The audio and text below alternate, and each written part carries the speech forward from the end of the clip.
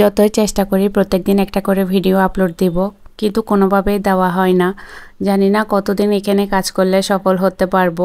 খুবই বিরক্তি চলে এসেছে। 2021 সাল থেকেই আমি আমার ইউটিউব চ্যানেলটা ওপেন করেছিলাম, কিন্তু কোনোভাবে এখানে সফল হতে পারছি না। আর ফেসবুক পেজ ওপেন করেছি হচ্ছে 1 বছর হয়ে গেল, তাও এখানেও সফল হতে পারছি না। ধৈর্য ধরে কাজ করলে নাকি কাজে সফল হওয়া যায়। ধৈর্য ধরা অনেক কঠিন, কিন্তু ধৈর্যের ফল অনেক মিষ্টি। জানি না কখন যে আমি সফল হতে পারবো, আর কত ধৈর্য ধরলে এখানে আমি ধৈর্যের ফলটা পাবো। যাই হোক, যেদিন নসিবে থাকবে, যেদিন এখান থেকে আমার রিজিক শুরু হবে, হয়তো সেদিন আমি এখান থেকে সফল হতে পারবো। তবুও চেষ্টা করে যাই। আপনারাও আমাকে সাপোর্ট করবেন, আমার ইউটিউব চ্যানেলটা সাবস্ক্রাইব করে রাখবেন, আর আমার ফেসবুক পেজটাতে লাইক ফলো দিয়ে রাখবেন। আপনাদের একটু সাপোর্ট আমার অনেক প্রয়োজন। আপনাদের সাপোর্ট ছাড়া কখনোই সামনের দিকে এগোনো সম্ভব না।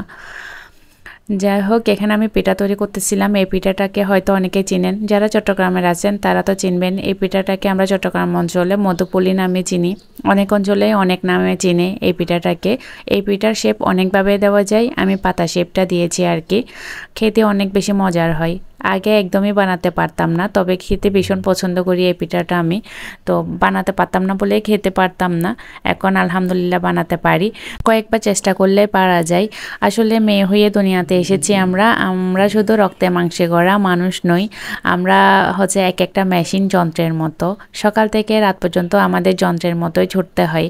পারি না, পারবো না এই কথাটা আমাদের মুখ দিয়ে উচ্চারণ করতে নেই। ওটা উচ্চারণ করা আমার কাছে মনে হয় হারাম। সব কাজই আমরা পারবো, শুধু চেষ্টা করতে হবে। কাজকে শুধু কাজ মনে করলেই আপনি কখনোই সেটা সফল হতে পারবেন না। কাজকে দায়িত্ব মনে করতে হবে, ভালোবেসে করতে হবে। ভালোবেসে যদি কোনো কাজ করেন, তাহলে সেটা যতই কঠিন কাজ হোক না কেন, সেটা খুব সহজে করে নিতে পারবেন, একটুও কষ্ট হবে না। এখন রান্নাঘরটা ক্লিন করে রুমে আসলাম ঘুমানোর জন্য। আমি রান্নাঘরের কাজগুলো শেষ করতে করতে আমার মেয়ে ঘুমিয়ে পড়েছে। সকালে স্কুলে যাওয়ার জন্য আলিয়ে উঠতে হয়। সারা দিন স্কুলে থাকে, তারপরে টিচার আসে, পড়তে বসে, আরবি পড়তে যাই। একটু খেলাধুলা করারও টাইম পাই না, অনেক টায়ার্ড হয়ে যায় বাচ্চাগুলো। যাই হোক, এখন সকালে আবার এসেছি। সকালে হচ্ছে রুটি তৈরি করেছিলাম। সকালবেলা রুটি দিয়ে চা দিয়ে নাস্তাটা করে নিচ্ছি, আর আমার আমাদেরকে হচ্ছে ঝোল দিয়ে দিয়েছি।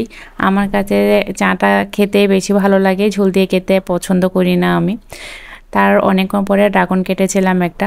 এই ড্রাগনের কালারটা অনেক বেশি সুন্দর, তাই না? আর ভিতরের কালো কালো দানাগুলো কেমন যেন কালো জিরার মতো লাগে, তবে কালারটা অনেক বেশি সুন্দর। একটা ফুল পেয়েছে হাতে। আমাদের উপরের তলায় যারা আছে ওনারা হচ্ছে ফুলের গাছ লাগিয়েছে বারান্দায়, তো একটা ফুল পরে আমার বারান্দা দিয়ে এসেছে। ওটা নিয়ে আমি একটু ঢং করতেছিলাম, একটু ক্যামেরাতে ভিডিও করতেছিলাম এই আর কি। আর আমাদের বাসার আশেপাশে হচ্ছে কতগুলো উঁচু উঁচু দালান ছাড়া কোনো কিছুই দেখা যায় না, তাই বাহিরে কোনো ভিউ নিতে পারি না।